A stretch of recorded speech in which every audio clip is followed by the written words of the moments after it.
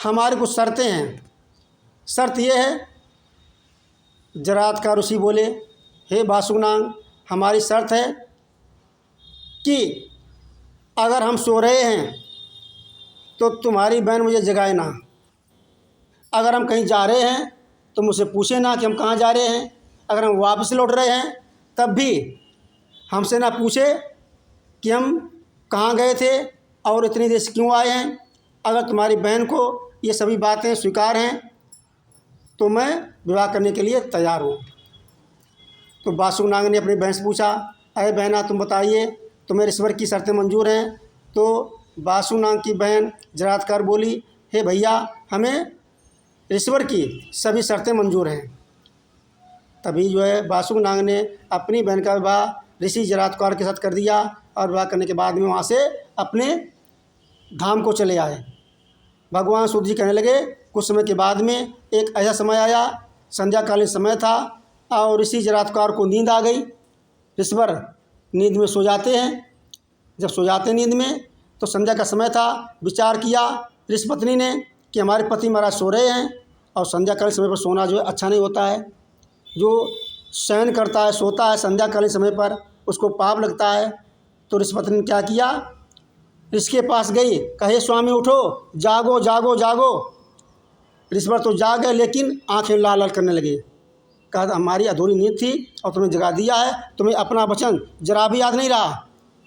जाओ, मैं तुम्हारा त्याग करता हूँ। तुरंत ऋषिवर ने अपना कमंडल लिया और वहाँ से चल दिए।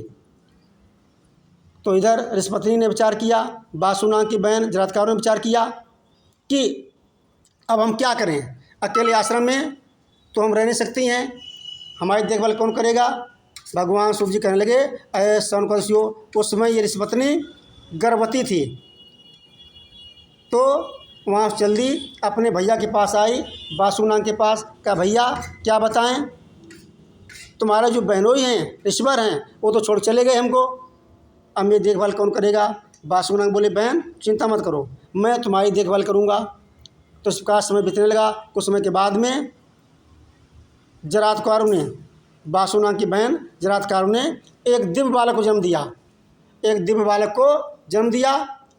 देवताओं ने फूलों की वर्षा की, बोली आस्तिक भगवान की जय। इस प्रकार आस्तिक भगवान का जब जन्म हुआ, ये बालक बड़ा ही दिव्य है, अद्भुत है।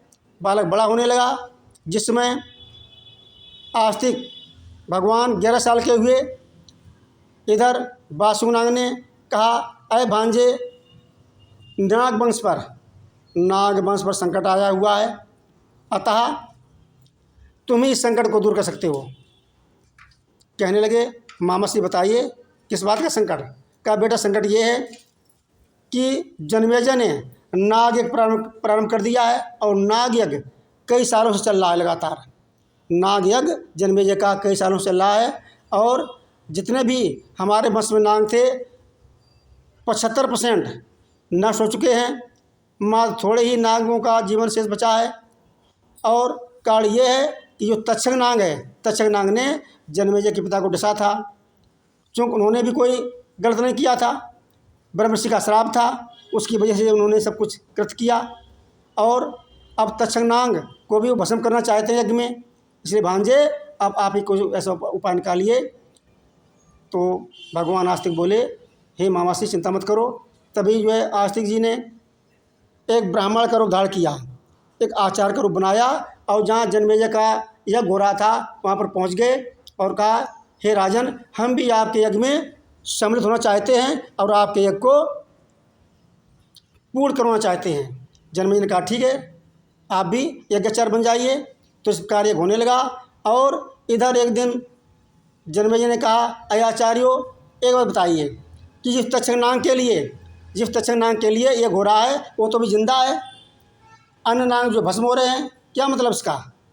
अरे जो तक्षक नाग है उसको आप देखिए कहाँ पर है, उसके नाम को आहुति डालिए, उसे भस्म करिए। जैसे ध्यान लगाया आचार्यों ने, जो ब्रह्मर्षि थे त्रिकालज्ञ, जब ध्यान लगाया देखा कि हे राजन, जो तक्षक नाग है ये तो इंद्रलोक में जा पहुंचा है, इसने राजा इंद्र की शरण ली है और इंद्रासन पर छिपा हुआ है। तो कहने लगे जन्मेजय, तो ऐसा करिए, आचार्य आप लोग ऐसा कोई मंत्र पढ़िए, ऐसा उपाय करिए कि इंद्र का इंद्रासन भी आ जाए, इंद्र भी आ जाए और तक्षकनाग भी आके भस्म हो जाए।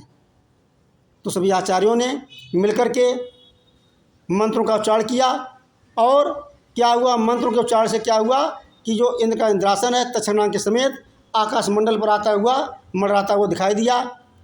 जैसे देखा आस्तिक भगवान ने कि अब तो ये तक्षकनाग जो है इधर ही आ रहा है एक कुंड की ओर, तभी आस्तिक जी बोले, हे जन्मेजय, आपका यज्ञ तो पूरा हो गया, जो तक्षकनाग आपका शत्रु था वो तो आ गया, वो भस्म हो जाएगा थोड़ी देर में। अब मेरी जो आचार की दक्षिणा है वो आप प्रदान कीजिए। जन्मेजय बोले, ठीक है, बताइए आपकी दक्षिणा क्या है। तो कहने लगे आस्तिक जी, राजन, हम जो भी दक्षिणा मांगेंगे ऐसे नहीं मांगेंगे, पहले आप त्रिभाषा दीजिए कि जो मैं मांगूंगा आप देंगे देंगे देंगे। भाई हमने कोई दक्षिणा मांगी, आप उससे मुकर गए तो बात नहीं बनेगी। तो जन्मेजय बोले कि ठीक है ऋषिवर, आचार्य जी आप मांगिए, जो भी मांगेंगे मैं दूंगा दूंगा दूंगा। त्रिभाषा कर लिया। जब त्रिभाषा कर लिया तो आस्तिक जी बोले, सुनो राजन, मैं दक्षिणा में आपसे वरदान मांगता हूँ। वरदान ये है कि तक्षकनाग के समेत संसार के जितने भी नाग हैं उनके मैं प्राणों का दान चाहता हूँ, उनके जीवन का दान दीजिए। जैसे कहा तो एकदम से जन्मेजय स्तब्ध रह गए। कहा, ये आचार्य आप कौन हैं? तो आस्तिक भगवान अपने रूप में प्रकट हो जाते हैं। जब प्रकट हो गए तो वहाँ पर सभी देवता भी आ जाते हैं, देवतागण आ गए और इधर आस्तिक भगवान खड़े हो जाते हैं और जैसे देखा कि इंद्र का इंद्रासन आ रहा है तो आस्तिक महाराज बोले, स्तंभस्य स्तंभस्य स्तंभस्य। तो जो विमान था ऊपर ही रुक जाता है। इंद्र तो कूद करके इंद्रासन से नीचे आ जाते ज़मीन पर और इधर आस्तिक महाराज लिपटे हुए हैं सिंहासन में, इंद्रासन में। तो तभी जो है आस्तिक भगवान ने तक्षकनाग को मंत्र के द्वारा अपनी हथेली पर ले लिया। इस प्रकार आस्तिक भगवान ने तक्षकनाग की भी रक्षा की।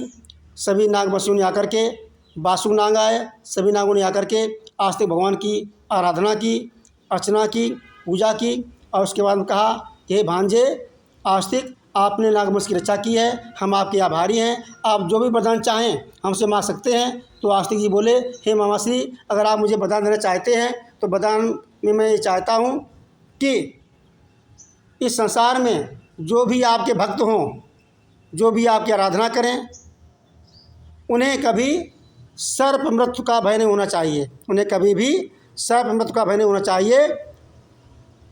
भगवान आस्तिक बोले, एवमस्तु, ऐसा ही होगा। तो भगवान सूर्य जी कहने लगे, अये सौंकर्षियों, इस प्रकार भगवान आस्तिक जी ने वरदान दिया। तो आज भी जो भक्त भगवान आस्तिक की पूजा करते हैं, उनका ध्यान करते हैं, उनका व्रत करते हैं, आराधना करते हैं, उनका हमेशा कल्याण होता है। इस प्रकार आस्तिक भगवान आज भी अपने भक्तों का कल्याण किया करते हैं। इस श्री आस्तिक भगवान की कथा समाप्त होती है और भगवान सूर्य जी कहते हैं कि भगवान आस्तिक का जो भी ध्यान करते हैं, पूजा करते हैं, उनका हमेशा कल्याण